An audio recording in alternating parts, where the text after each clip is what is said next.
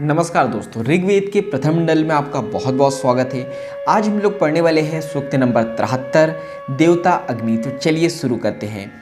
अग्नि पैतृक धन के समान अन्न दान करते हैं। वे धर्मशास्त्र के विद्वान व्यक्ति के समान सरल नेता हैं।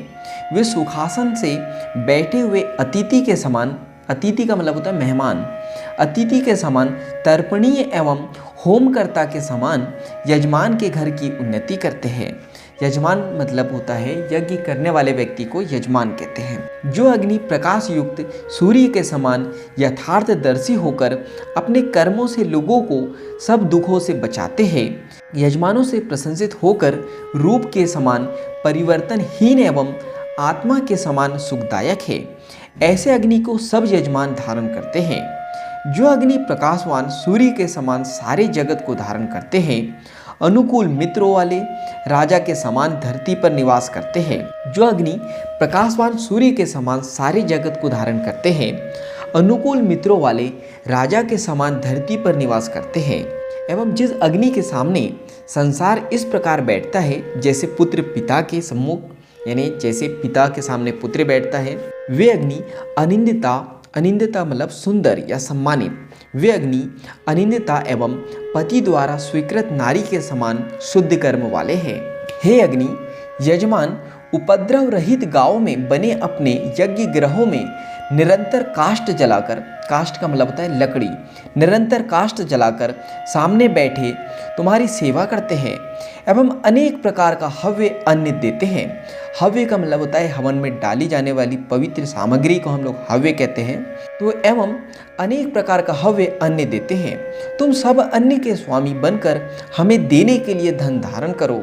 हे अग्नि, हव्य रूप धन से युक्त यजमान अन्न प्राप्त करे एवं तुम्हारी स्तुति करने वाले यानी तुम्हारी प्रार्थना करने वाले तथा हवि देने वाले विद्वान संपूर्ण जीवन प्राप्त करें। हम संग्राम में शत्रु के, संग्राम का मतलब होता है युद्ध, हम संग्राम में शत्रु के अन्य पर अधिकार करने के पश्चात, यानी जो शत्रुओं का जो भोजन है उस पर अधिकार करने के पश्चात यानी उसके बाद यश के लिए देवों को हवि का भाग दे। अग्नि की बार बार अभिलाषा करती हुई, अभिलाषा का मतलब होता है इच्छा, अग्नि की बार बार अभिलाषा करती हुई नित्य दूधशालिनी, नित्य का मतलब होता है हमेशा, नित्य दूधशालिनी एवं तेजस्विनी गाय यज्ञ देश में प्राप्त अग्नि को दूध पिलाती है। बहती हुई सरिताएं अग्नि से अनुग्रह की याचना करती हुई पर्वत के समीप से दूर देश को बहती है। हे धोतमान अग्नि, यज्ञ के स्वामी देवों ने तुम्हारे अनुग्रह की याचना, अनुग्रह का मतलब होता है कृपा, अनुग्रह की याचना करते हुए तुम में हवि स्थापित किया। इसके पश्चात यानी इसके बाद इस अनुष्ठान के निमित्त उषा और रात्रि को भिन्न भिन्न रूप वाला बनाया, अर्थात निशा को काला और उषा को वरुण बनाया। उषा का मतलब होता है भोर, भोर अंधेरा यानी सुबह का जो अंधेरा होता है, और अरुण का मतलब होता है गहरा लाल रंग। हे अग्नि, तुम जिन लोगों को धन प्राप्त करने के लिए यज्ञ कर्म के प्रति प्रेरित करते हो, वे और हम यज्ञ प्राप्त करें। तुमने आकाश, धरती और अंतरिक्ष को अपने तेज से भर दिया है तथा तुम छाया के समान सारे संसार की रक्षा करते हो।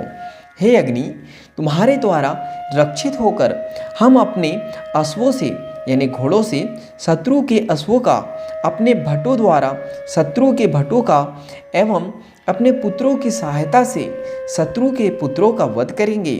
परंपरा से प्राप्त धन के स्वामी एवं विद्वान हमारे पुत्र 100 वर्ष जीवित रहकर सुख भोगे। हे अग्नि, हमारे समस्त स्त्रोत तुम्हारे मन और अंतःकरण को प्रिय हो यानी प्यारे हो। हम देवों के भोग करने योग्य धन तुम में स्थापित करके तुम्हारे उस धन की रक्षा करना चाहते हैं जो हमारी दरिद्रता मिटा सके यानी हमारी गरीबी को मिटा सके। तो यहाँ पे सूक्त नंबर 73 समाप्त होता है। आज के लिए इतना ही। धन्यवाद।